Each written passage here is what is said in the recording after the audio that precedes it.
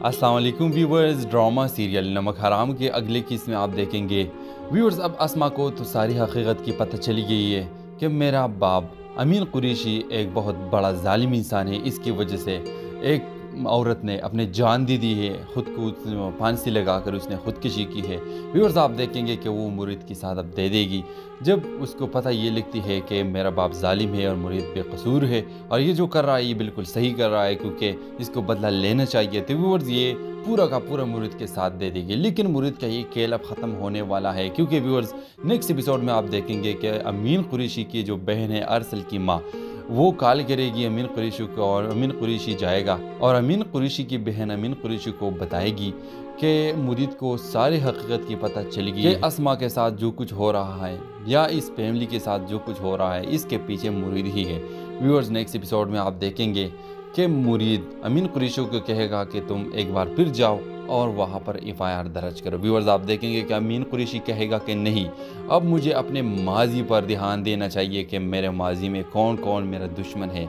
आप देखेंगे कि ये सुनकर मुरीद घबरा जाता है कि हाँ अब इसको तो पता लगने वाली है। लेकिन नेक्स्ट एपिसोड में बहुत बड़ा धमाकेदार सीन होने वाला है।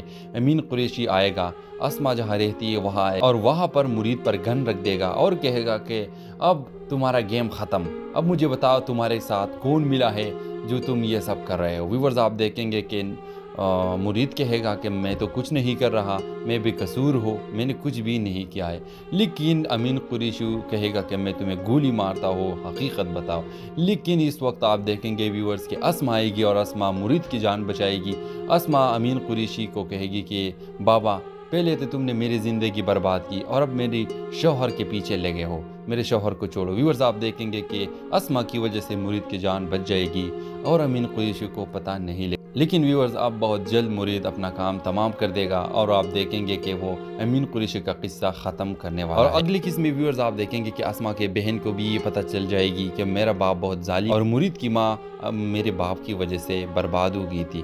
व्यूअर्स ये सुनकर वो भी बहुत परेशान हो जाएगी और इसकी सारी फैमिली इसकी इस हकीकत से खबर हो जाएगी। व्यूअर्स मुरीद एक और काम भी करेगा। व्यूअर्स आप देखेंगे कि अस्मा को बताएगा कि तुम नहीं जानती, तुम्हारी माँ के साथ भी ये तुम्हारा बाप बहुत जुल्म कर रहा है।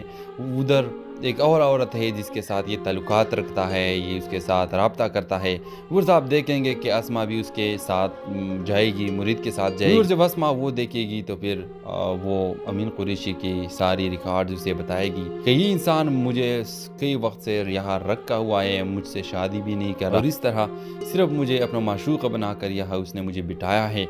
और आप देखेंगे कि वो कहेगी कि मैं कुछ कर भी नहीं सकती, अगर मैं जाना चाहूँ तो ये मुझे मार देगी।